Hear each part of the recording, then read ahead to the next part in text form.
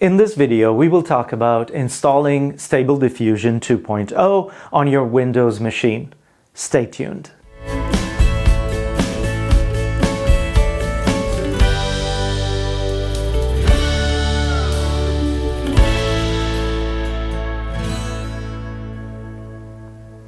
Hi everyone and welcome. Today we'll look at installing Stable Diffusion 2.0.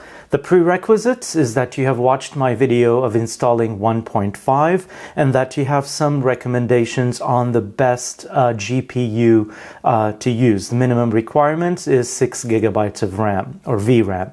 Let's start by adding step number 1, which is going to the webui-user.bat. We're going to edit this file and we want to make sure that we have the command line git pull at the line before the last. Make sure you save.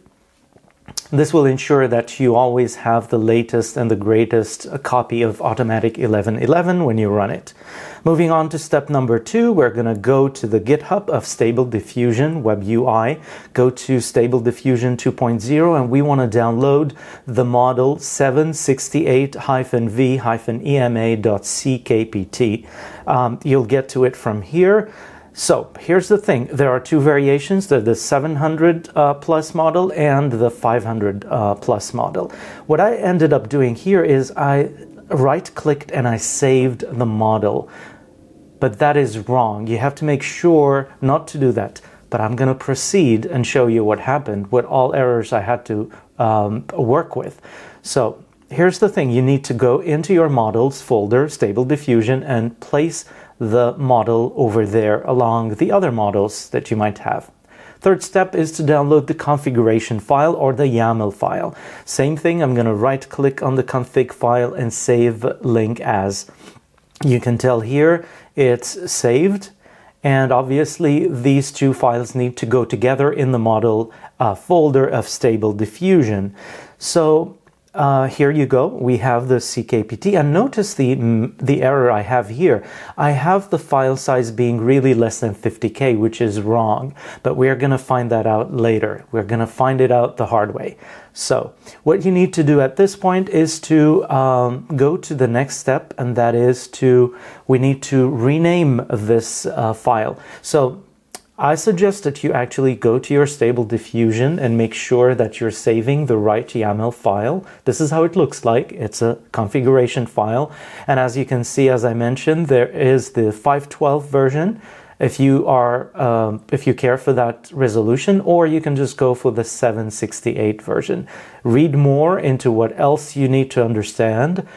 This is just additional information for you, but the next step is the critical one. You need to rename your YAML file. It has to match the exact name of your model. So instead of v2 inference -v, we need to remove that and rename it to say 768-v-ema.yaml. Okay, and then when we're done, it should work. But now here's the situation. When I actually went in and ran the batch file, it all looked fine to me at this point. It said just go and run it in your browser. Here's the link. So the first thing you need to do obviously is look out for the model. I see it here. This is the 1.5. I just want to make sure that it still works. So I'm going to just type Cyber Queen and try to generate a 512 by 512 image. There you go. Wait a couple of seconds. Perfect. So this still works. Obviously not the best result I'm looking for, but let's look at the new model. Let's look at the version 2.0, which is the 768V model. Now it's showing that it's loading, but here's where you can look into the back end. You can look at your terminal and try and see what's going on. Okay, it seems like it's downloading something. That's always a good thing. So, but afterwards, you notice we've got a bunch of error messages, and that's where it can get a little bit tricky. Now, if you were to follow the instructions correctly, you will not have to have suffered the way I did. And to save you all the trouble, I'm going to fast forward. But what I ended up doing is looking through all these error messages and tried to Google for each one separately. I had to learn about the pickle and the unpickled file types, and what else? A bunch of other messages came out. But then later I realized, how come my CKPT file is so small? Notice how it's less than 50K. And that was the mistake.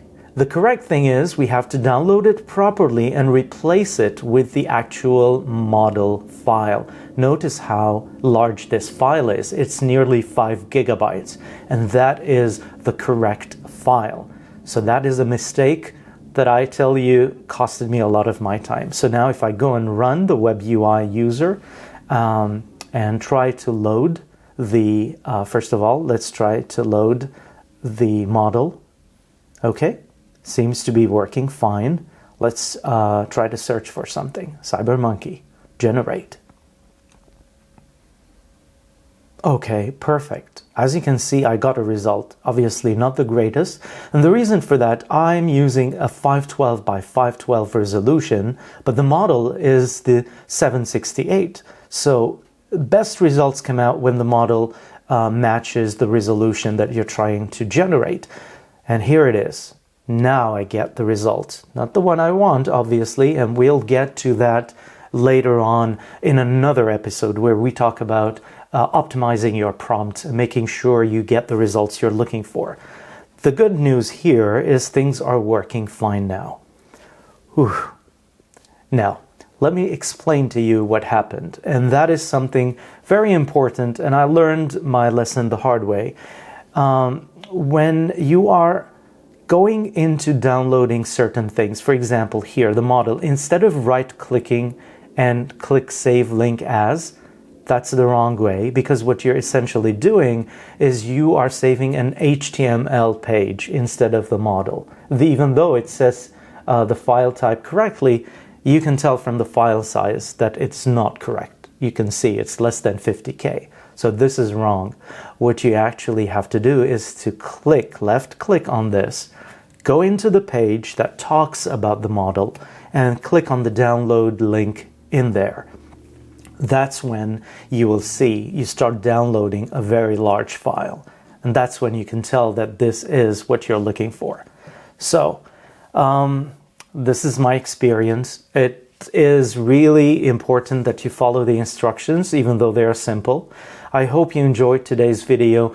I want to make sure that you visit the installation of 1.5 Stable Diffusion if you haven't, because that is a prerequisite to make sure you can install the 2.0.